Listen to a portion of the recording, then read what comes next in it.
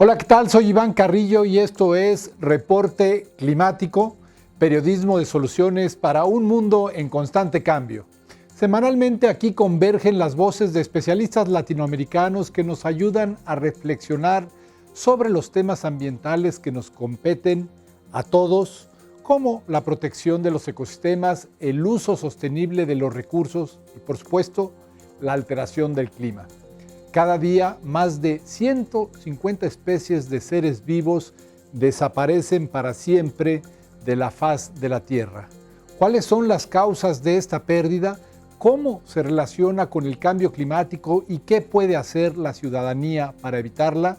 Hoy conversaremos al respecto con Carlos Galindo, experto en comunicación de la ciencia, quien desde México nos compartirá la experiencia de la Comisión Nacional para el Conocimiento y Uso de la Biodiversidad, CONABIO, una de las instituciones más exitosas en su tipo en el mundo. Pero antes de ir con Carlos Galindo, los invito a hacer un recorrido por lo más relevante de la actualidad climática en el planeta. El cambio climático se ha sumado a las causas de la crisis humanitaria en Afganistán.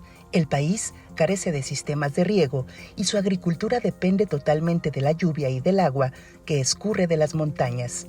Sin embargo, en las últimas 2 décadas, la escasez de precipitación se ha duplicado y el 14% de los glaciares ha desaparecido. Esto ha ocasionado una sequía que en tan solo 2 años ha afectado severamente al 60% de las provincias del país y moderadamente al resto del territorio.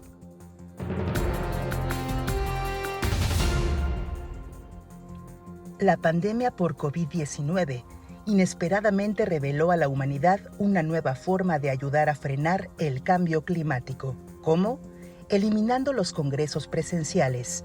De acuerdo con una investigación de la Universidad Cornell, publicada en Nature Communications, trasladar este tipo de reuniones a un formato híbrido, con la mitad de los asistentes a distancia, reduciría el 67% su huella de carbono, mientras que realizarlos completamente en línea tendría una reducción de hasta 94%.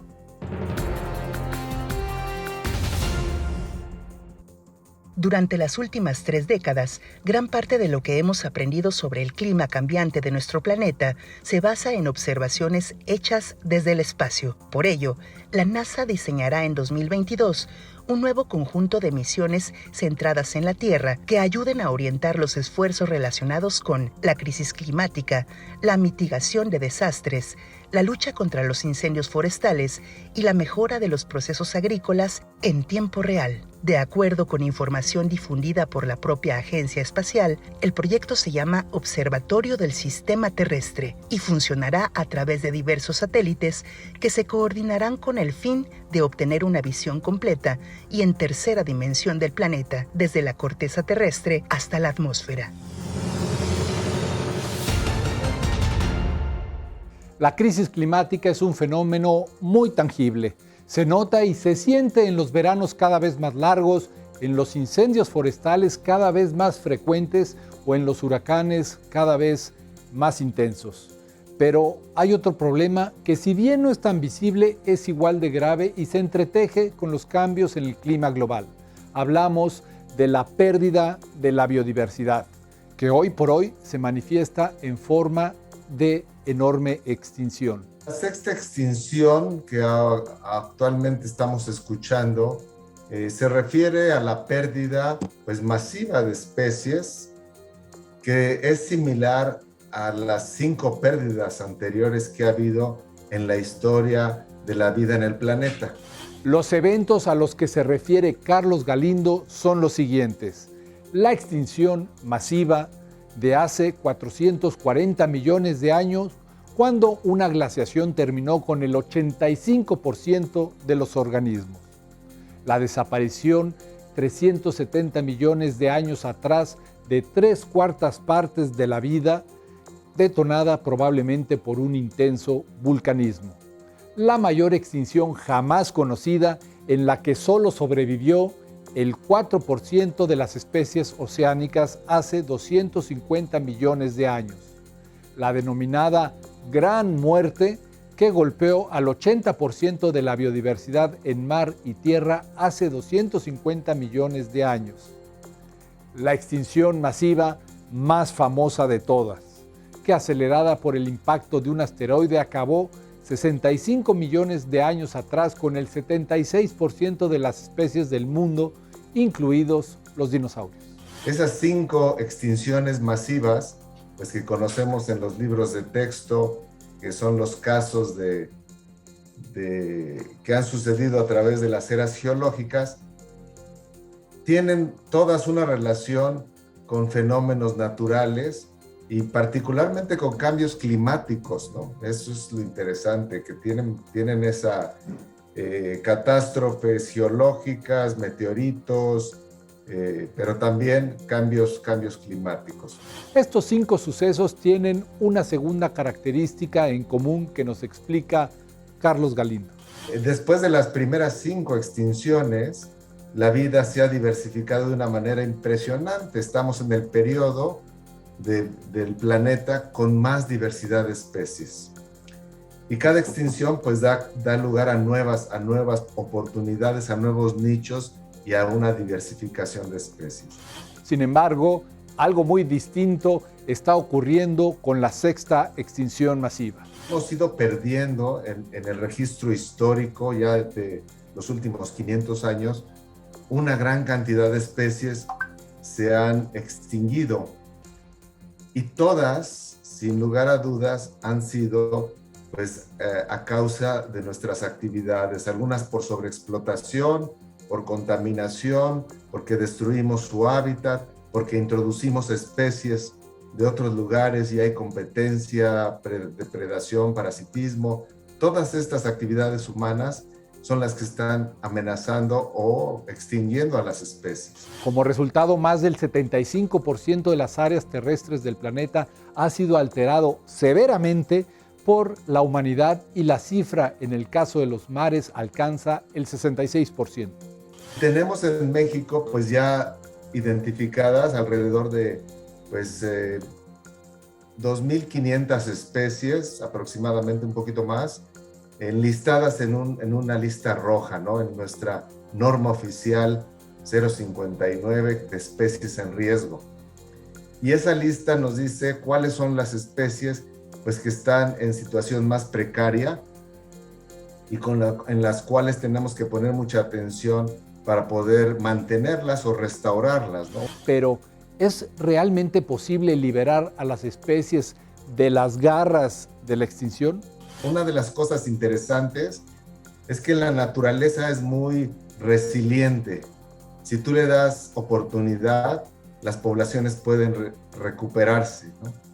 Entonces, no necesitamos hacer tanto, pues más que darles esa oportunidad para que pues se vuelvan a distribuir en sus hábitats, vuelvan a tener poblaciones.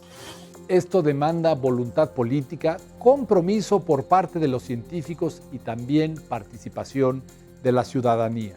Me gusta pensar en que el cambio climático es el resultado de la contaminación, del exceso de producción de gases de invernadero y de la destrucción de los ecosistemas que podrían captar esos gases, ¿no? Entonces, esos dos factores, que son los factores de pérdida de la biodiversidad, pues son los mismos que generan el aumento en la temperatura y los cambios climáticos.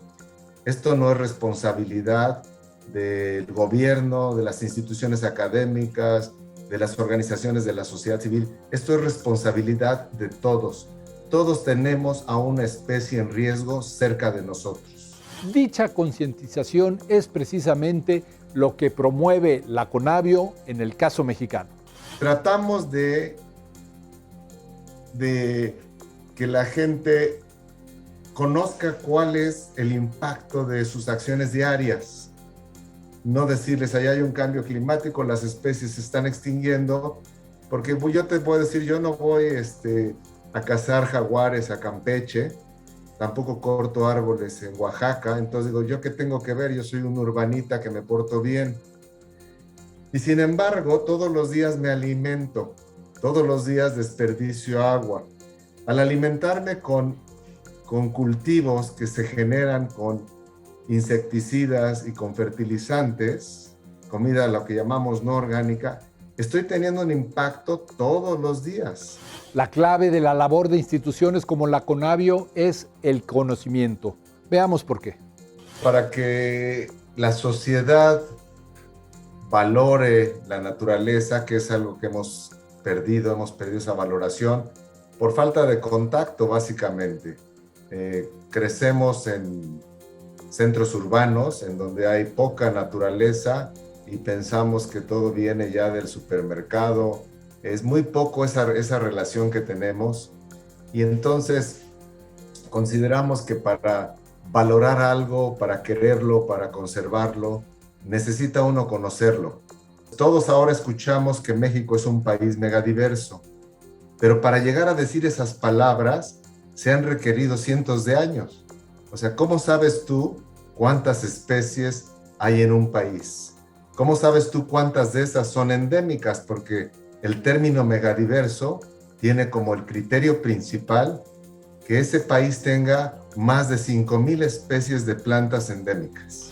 El concepto de endemismo significa que las especies en cuestión solo se encuentran en un sitio en particular, es decir, tienen una distribución geográfica natural limitada, como algún lago, determinado tipo de selva o cierta región montañosa. Y para poder decir que México es megadiverso, pues tienes que compararlo con otros países, ¿no? Entonces no es hasta recientemente que hemos podido juntar toda esta información, que son millones de registros de especies de plantas y animales, para poder hacer ese tipo de comparaciones. Responder a la pregunta ¿qué es lo que hay en un lugar? Constituye una tarea titánica para cualquier institución. Por ello, la Conavio ha implementado proyectos de ciencia ciudadana que Carlos Galindo describe a continuación. La sociedad puede participar, puede contribuir a generar el conocimiento sobre la naturaleza, y lo está haciendo de una manera increíble, a través de lo que llamamos ciencia ciudadana, ciencia colaborativa, ciencia participativa, que es básicamente la participación de la sociedad en el quehacer de la ciencia. ¿Cuál es el quehacer de la ciencia? Pues la ciencia empieza con las observaciones. Empezamos a observar, nos planteamos preguntas, nos planteamos explicaciones potenciales, que son las hipótesis. De ahí vamos a tomar información, hacer experimentos, y en todo este proceso que termina en la comunicación de resultados, la sociedad puede participar de diferentes maneras. El desafío, porque hay públicos que tienen pues una autoridad, un potencial para hacer políticas públicas con esa información, pero al mismo tiempo hay públicos, una persona que tiene un rancho o una comunidad, un ejido que está manejando su propia naturaleza de manera forestal, de manera agrícola, también es un tomador de decisiones. Y por eso es que hay que buscar cuáles son las maneras pues más efectivas de que la información llegue a las personas. En México, gracias a estas iniciativas de la Conavio, es uno de los países que pone a disposición del público la mayor cantidad de información sobre la naturaleza. Hemos llegado al final de este reporte climático, periodismo de soluciones para un mundo en constante cambio. Yo soy Iván Carrillo y los espero la próxima semana. Gracias por acompañarnos.